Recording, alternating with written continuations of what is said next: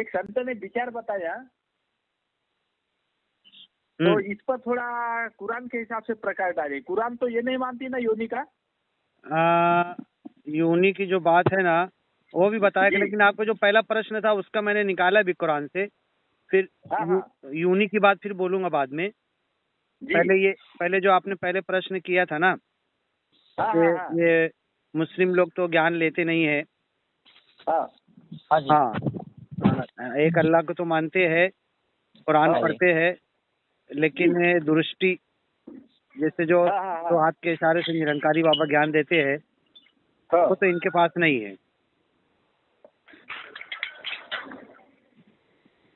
Hello. हाँ जी, सुन रहा है मालिक। वो तो नहीं है इनके पास। तो इसके ताल्लुक से ना मैं तुमको कुरान का ये श्लोक निकाला वो पढ़ के बताता हूँ। जी जी जी। ये मूसा पैगंबर, और देखो जो पानीपत में दास ने स्पीच दिया था वहाँ भी मूसा नबी का नाम आया था। हाँ जी। हाँ, और उन्होंने क्या कहा था, जो जितने अपने लोगों को ज्ञान दिया था उन्होंने, तो उनके मूसा पैगंबर के जमाने का जो बादशाह था, फिरौन नाम का बादशाह था जी। और फिरौन नाम के बादशाह को उनके जो भविष्य वाणी बोलने वाले थे, तो उन्होंने कहा मूसा पैगंबर के पैदा होने के पहले कि तुम्हारे गवर्नमेंट में एक बच्चा पैदा होगा जो तुम्हारी गवर्नमेंट गिरा देगा। तो बोले ऐसा है तो वो बच्चा पैदा ही नहीं होने दूंगा। बोले तो बोले कैसा करेगा? बोले जितने बच्चे पैदा होंगे लड़की को जिंदा छोड़ूंगा, लड़कों को सबको मार दूंगा मैं। तो उसने यही कार्य शुरू कर दिया। अब जब वो मूसा नबी की जो माँ थी वो डरी कि यार मेरा बेटा भी मार देंगे, तो उन्होंने पेटी में बच्चे को रख के, वो दरियाए नील है वहाँ पर, इजिप्ट मिस्र की बात है ये। अच्छा, क्या नाम है दरिया का? दरियाए नील। अच्छा। हाँ, नील नदी। तो दरियाए नील के अंदर उसने अपने बच्चे को पेटी में रख के थोड़ा हवा जाने का रास्ता बना के छोड़ दिया। और उसके माँ ने और छोटी बेटी को बोला कि पीछे पीछे दूर से देखते रहे, किसी को ऐसा ना लगे कि तू वो पेटी को देख रही है, मतलब कोई दूसरे काम से है तो, लेकिन देखते रहे डूबती तो नहीं पानी में, कुछ क्या है ध्यान रख उसका। तो वो जब देखते गई तो वो पेटी बहते बहते, जो बादशाह था वो जमाने का, फिरौन के जो उसका महल था उसके घर के पास से वो उसने नदी में से पानी उसने काट के निकाला था कि मेरे घर के बाजू से आना चाहिए वहाँ, और उसकी पत्नी के साथ बैठा हुआ था वो। तो वो पेटी का करना ऐसा हुआ कि वो बहते बहते नदी में से उसके घर के पास से वो नाली में आ गई जी, नहर में। जब वो नहर के अंदर नाली में आई तो ये और लड़की भी उधर थोड़ा दूर से देखने लगी। तो फिर ये ने उठाया उसको, ये पूरा डिटेल से कुरान में है। फिर जब उसको उठाया तो उसमें बच्चा था, तो उसने बोला कि ये कोई माँ उसके सामने बच्चे को मरता नहीं देखना चाहती, क्योंकि हमारे पुलिस जाके उसके सामने ही मारती थी तो वो और उनको दुख होता था, तो वो डर से वो माँ ने डाल दिया है। तो बोले मारो ये बच्चे को भी। तो उसकी पत्नी बोलती है कि बोले क्यों मारते हो, अपने बच्चा नहीं है, अगर इसको हम पालेंगे तो हमको माँ बाप बोलेगा, ये इसका ओरिजिनल माँ बाप को तो पहचानेगा भी नहीं, और तुम पिता मैं माता बन जाएंगे और हमारा बेटा रहेगा, हमारी सुन के चलेगा ये। तो बोले अच्छा ठीक है, तो उसको लेके पाल लेते।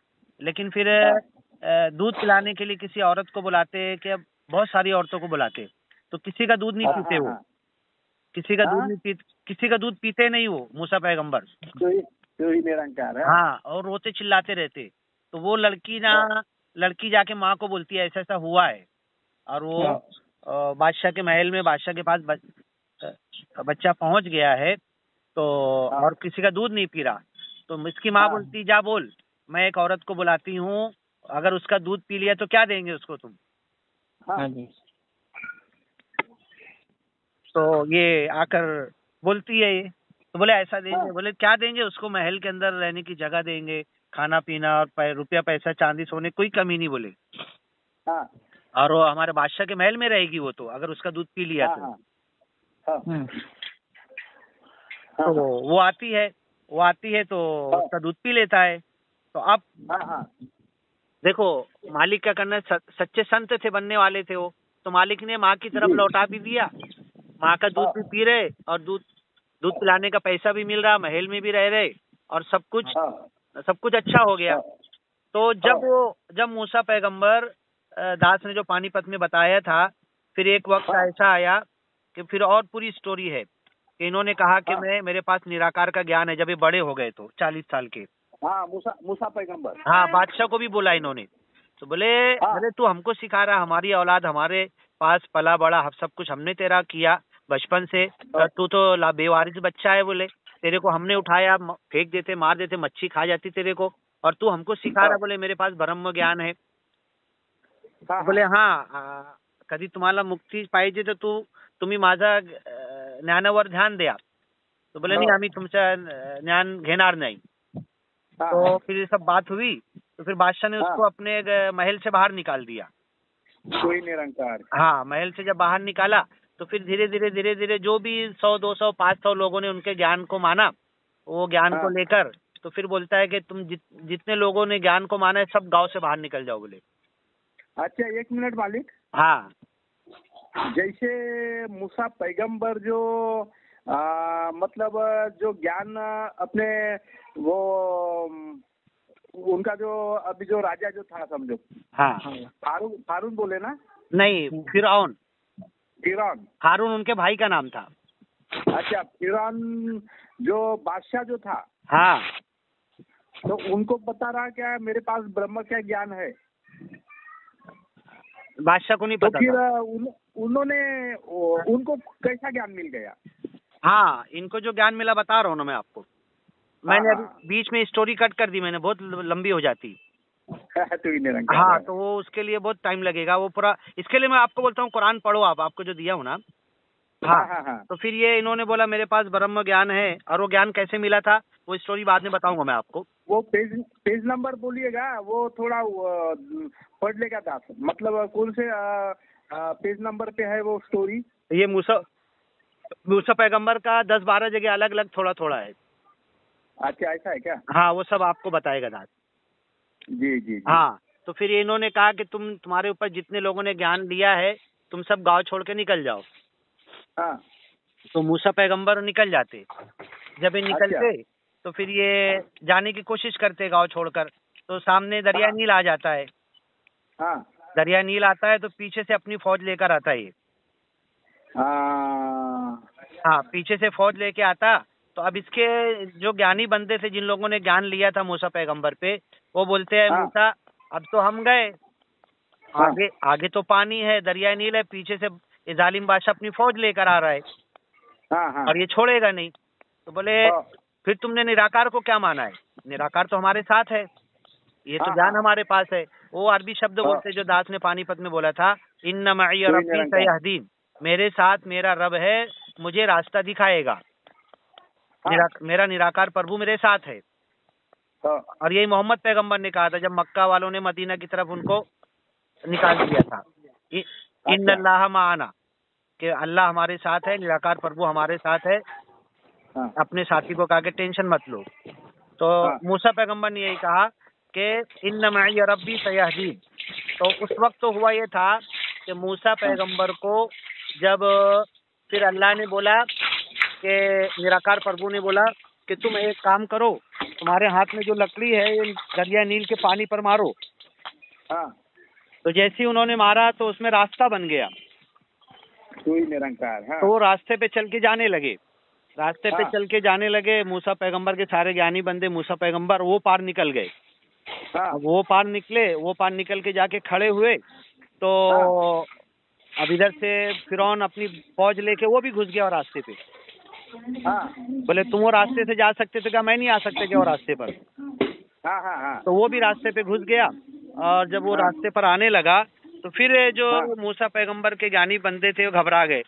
बोले अरे तुमने लाठी मार के रास्ता बनाया, अब लाठी मार के बंद तो करो रास्ता, तो ये पार आ जाएगा तो फायदा क्या? बोले फिर दुश्मन बादशाह। तो वो लाठी उठा के मारने जा रहे थे तो निराकार प्रभु की आवाज आई। सारे ज्ञानी बंदों को नहीं आई, सिर्फ मूसा पैगंबर को आई कि तुम समुंदर ऐसे ही छोड़ दो, रास्ता बंद मत करो और ये सुनो, तुमने जो लाठी मारी थी तो तुम्हारे लाठी मारने से रास्ता नहीं बना था, ये तो निराकार प्रभु की मर्जी से बना था। और अब तुम्हारे मारने से बंद नहीं होने वाला। अब ये तो निराकार प्रभु की मर्जी है, कब बंद करेगा। तुम खाली खड़े होके देखो, आंख से आंख के दोनों कैमरे से देखो। ये कहा उन्होंने जी। तो अब ये कहने के बाद, हाँ एक मिनट,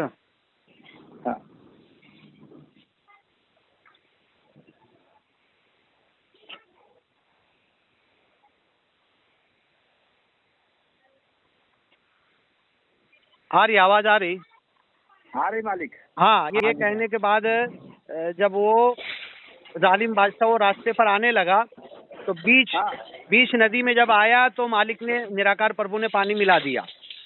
कोई निरंकार। हाँ, तो एक में दो काम, वो बच गए और इनको डुबा दिया। हाँ, तो ये ज्ञान था।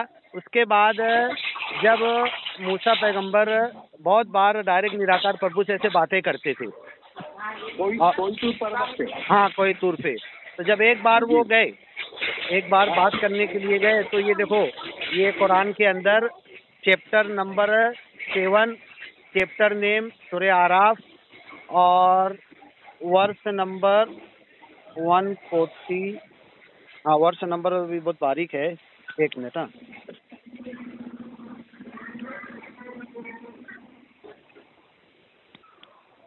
हाँ, ये इसका वर्ष नंबर है,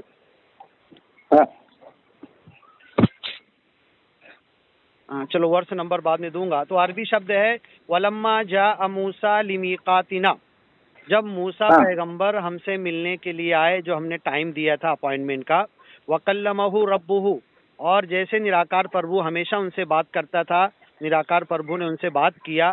काला रब्बी अरिनी, तो उस टाइम मूसा पैगंबर जिद करने लगे, मैं तो बहुत बार निराकार प्रभु तुझसे बात कर चुका हूँ, लेकिन आज तो तेरा साकार रूप देखकर ही छोड़ूंगा मैं।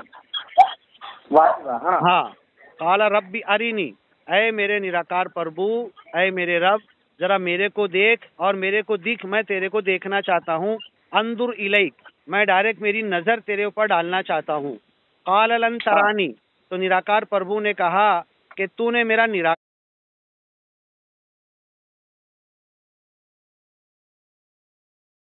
रूप तो देख लिया है, तू मेरा साकार रूप नहीं देख सकता। लन तरानी, मेरा साकार रूप जीते जी तो नहीं देख सकता, मर के जब आएगा जन्नत में मेरा साकार रूप देखेगा, लेकिन जीते जी मेरे निराकार रूप को तो मैं दिखा सकता हूँ तुम्हें, बस साकार रूप नहीं दिखा सकता। काल लन तरानी वलाकिन इंदुर इलल जबर, लेकिन अगर तुम जिद कर रहे हो, उंदुर इलल जबल, तो ये जो सामने डोंगर दिख रहा, उस डोंगर को देखो। हाँ, इनिस्तक़र्र मकानहु, अगर ये डोंगर अपनी जगह पर खड़ा रहा, फसौफ तरानी, तो तू मेरा साकार रूप देख लेगा निराकार रूप के साथ साथ। फलम्मा तजल्ला रब्बुहु लिल जबल, तो जैसे ही, एक जगह कुरान में लिखा है कि अल्लाह नूर है, तो जैसे ही, एक मिनट, फलम्मा तजल्ला रब्बुहु लिल जबल, तो जैसे ही निराकार प्रभु के नूर की तजल्ली डोंगर पर आई, जालहु दक्का, तो वो पहाड़ चूरा चूरा हो गया। तो ही निरंकार। हाँ, वो पहाड़ पूरा रेजा रेजा चूरा चूरा हो गया। जालहु दक्का व खर्र मूसा सईका, और मूसा पैगंबर बेहोश होके पीछे गिर गए।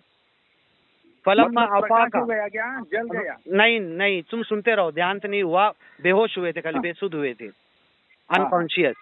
फलम्मा अफाका, जब उनको होश आया, काला सुबहानका, तो मूसा पैगंबर ने कहा, ऐ निराकार प्रभु, तू बेऐब है, मैं तेरी शरण में हूँ, मैं तुझे मानता हूँ, तेरा निराकार रूप मैंने देखा है, तू बेऐब है, तू पाक है। तुब तो इलैका, मैं तौबा करता हूँ, माफी मांगता हूँ कि तेरा साकार रूप जीते जी देखने की मैं बात नहीं करूंगा। वो अन अव्वलुल मोमिनीन, और मैं सबसे पहले ज्ञानी बंदा हूँ, और मैं यही ज्ञान सबको दूंगा। तो ही निरंकार। ये